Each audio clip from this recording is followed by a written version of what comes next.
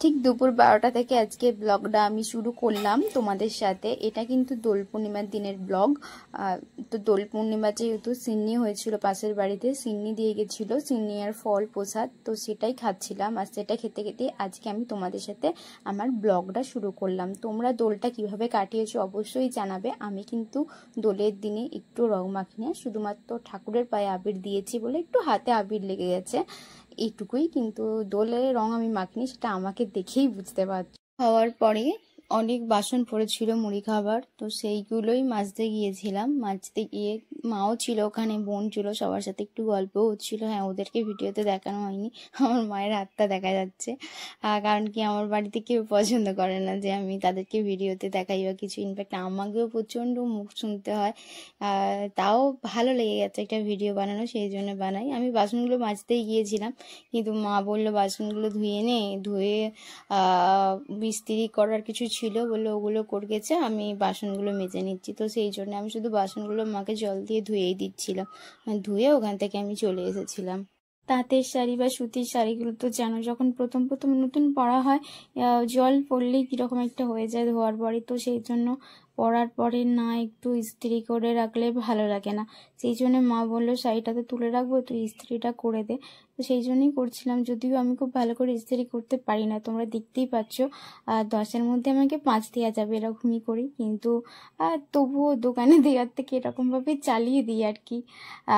তো সেই জন্য মা বললো ওটা করে দিতে, ওটা আমি সেই জন্য করে দিচ্ছিলাম। তোমরা দেখতেই পাচ্ছ। হ্যাঁ, যতটা আমরা তাড়াতাড়ি ভিডিওতে দেখাই, এতটাও কিন্তু মোটেও তাড়াতাড়ি কাজটা হয় না, অনেকক্ষণ টাইম লাগে। কিন্তু ভিডিওটা তো অতক্ষণ করতে পারবো না, অতক্ষণ করলেই কী বা বকবো বলো ভিডিওতে তোমাদের ভয়েস দেওয়ার সময়। সেই জন্য আর আমাদেরকে এরকম তাড়াতাড়ি করে ভিডিওগুলো পোস্ট করতে হয়। তারপরে কাকিমা একটা ব্লাউজও দিয়েছিল, সেটা ইস্ত্রি করে দেওয়ার জন্য, যেহেতু সুতির ছিল। তো সেটাই করছিলাম, আর করতে করতে একটু কিছু নিজের কথা ভাবছিলাম আর নিজে নিজে একটু কথা বলছিলাম। মানে হ্যাঁ, যারা যারা ভিডিওটা দেখছো তোমরা কিন্তু অবশ্যই কমেন্ট করো, তোমাদের কমেন্টগুলো পেলে খুব ভালো লাগে জানো তো। আর একটু সাবস্ক্রাইব করে দিয়ে পাশে থেকো। আর আমার ভিডিও রোজ পেতে বেল আইকনটা একটু টং করে বাজিয়ে দিয়ে, ঘন্টাটা অল বাটনটা, যাতে আমার ভিডিও তোমরা সবসময় দেখতে পারো, যদি তোমাদের ভালো লাগে অবশ্য। আর একটু ভালোবাসা দিও, একটু যদি অন্যরকমের ভিডিও দেখতে চাও সেটাও বলো, যদি আমার পক্ষে সম্ভব হয় আমি সেটা করব, যেটা তোমরা বলবে। আর যদিও আমি তো সেরকমভাবে খুব যে কাজ করি সেটাও তো বাড়িতে করি না, কারণ আমাকে বাইরে বেরোতে হয়, তার বাইরের কাজটা ভিডিও করা সম্ভব হয় না। আর ঘরের কাজটাই যতটুকু করি ততটুকুই তোমাদের কাছে ভিডিও করে দেখাই। তো তারপরে একটু গুছিয়ে গাছিয়ে বিছানাটা পরিষ্কার করে নিলাম, কারণ বিছানা তো অপরিষ্কার করে রাখা যাবে না বলো।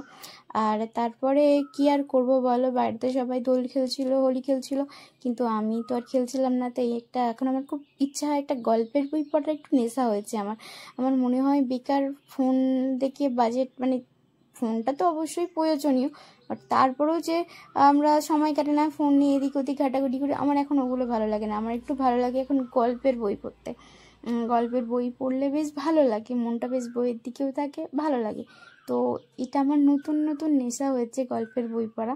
আর আমার ভাই বোন যেহেতু আঁকে, ব্যায়াম করে, সেহেতু ওরা অনেক জায়গা থেকে অনেক পুরস্কার পায়, প্রচুর গল্পের বই পেয়েছে। তো সেখান থেকে আমি একটা গল্পের বই বেছেছি আপাতত। এটাই আমার ফার্স্ট গল্পের বই পড়া শুরু হয়েছে এখন। এই বইয়ের 2টো গল্প পড়া হয়েছে, তারপর একটা গল্প পড়ছিলাম। গল্পের বই পড়তাম সেই ছোটোবেলায় 7-8-এ, তখন অন্য পড়াগুলো যাতে পড়তে না হয় ফাঁকি বেঁধে দিয়ে গল্পের বইটা পড়তাম, যাতে অন্য বইগুলো পড়তে না হয়। কিন্তু এখন সত্যি বলতে কি, পড়তে পড়তে বেশ ভালো লেগে গেছে আমার। যদিও ভিডিওটা এই দোলের দিনে, আর আজকে আমি ভয়েস ওভার দিচ্ছি, তো এখনকে যে গল্পটা তোমাদেরকে আমি পড়ছিলাম ভিডিওতে দেখতে পাচ্ছ, অবশ্যই সেই গল্পটা আমার পড়া হয়ে গেছে। আর এই গল্পটা ছিল একটা ভূতের গল্প, কিন্তু মোটেও খুব বেশি ভয়ানক ছিল না, নর্মালি একটা ছিল, এটা বাচ্চাদের পড়ার মতন।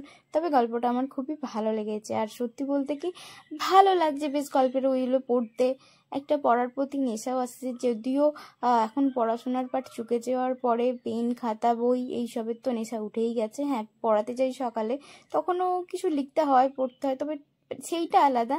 আর সত্যি গল্পের বই পড়ার নেশাটা আলাদা, যেটা আমি এখন বুঝতে পারছি, খুবই ভালো নেশা। তোমাদেরকেও বলবো, যদি বাড়িতে গল্পের বই থাকে তো গল্পের বই পড়ার নেশাটা কিন্তু স্টার্ট করতে পারো, আর তোমাদেরও বেশ ভালোই লাগবে।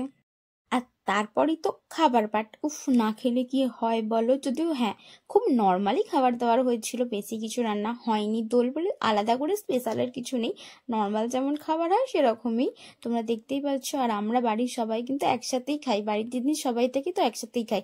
আর যেহেতু নিজে নিজেই একা ব্যাক ক্যামেরাটা করি, তো পিছন দিক দিয়ে যখন ক্যামেরাটা করছিলাম ব্যাক ক্যামেরায়, তো ঠিকঠাকভাবে আমার মুখটাও দেখ। তারপরে দুপুরে খেয়ে একটু রেস্ট নিয়ে নিলাম, তারপরে বেরিয়ে পড়েছিলাম টং টং করে দুপুরবেলায় ছাতা মাথায় দিয়ে। দুপুর বলতে তখন কটা বাজে, হয়তো বা 2:30 পৌনে 3টে এইরকম বাজে। আমি বেরিয়ে পড়েছিলাম একাই রোদেতে। কোথায় যাচ্ছিলাম তোমরা সেটা দেখতেই পারবে। আমি আমার খুব একটা প্রিয় জনের কাছে যাচ্ছিলাম, যাকে ছাড়া বলতে পারো আমার একটা দিনও কাটে না, একটা দিন কি একটা মুহূর্তও কাটে না। তাই তার সাথে না দেখা করতে গেলে কি হয় বলো, রোজই তার সাথে দেখা করতে যাই। তো তোমরাই দেখে নাও আমি কার সাথে দেখা করতে চাই।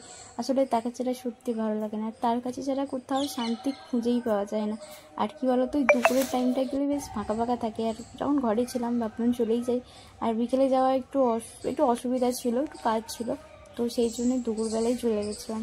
মানে দিনের যে কোনো একটা টাইম আমাকে মায়ের কাছে যেতেই হবে, যদি খুব অসুবিধা না থাকে।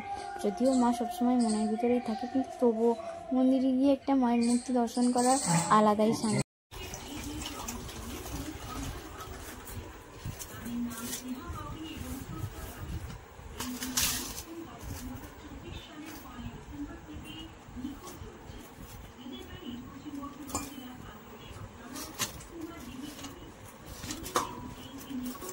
তারপরে আর কি যা যা কাজ ছিল সব কাজ ছেড়ে হয়ে গেল রাত্রি। আর রাত্রি মানেই তো খাওয়া দাওয়া করতেই হবে, রাতের ডিনার। আর রাতের ডিনারে তেমন কিছু স্পেশাল ছিল না, কিন্তু তাও গরিবের ঘরে এটাই স্পেশাল। 2টো আটার পরোটা আর একটা আটার রুটি নিয়ে নিয়েছিলাম, আর সাথে ছিল এক বাটি ঘুগনি, হালকা পাতলা ঘুগনি। তো যাই হোক, তো এইগুলো খেয়েই রাতের খাবার আমি শেষ করলাম। আর দেখা হচ্ছে তোমাদের সাথে আবার পরের ব্লগে। তবে হ্যাঁ, অবশ্যই কিন্তু কমেন্ট করো, লাইক করো, সাবস্ক্রাইব করো, একদমই কিন্তু ভুলে যেও না। চলো, টাটা, বাই।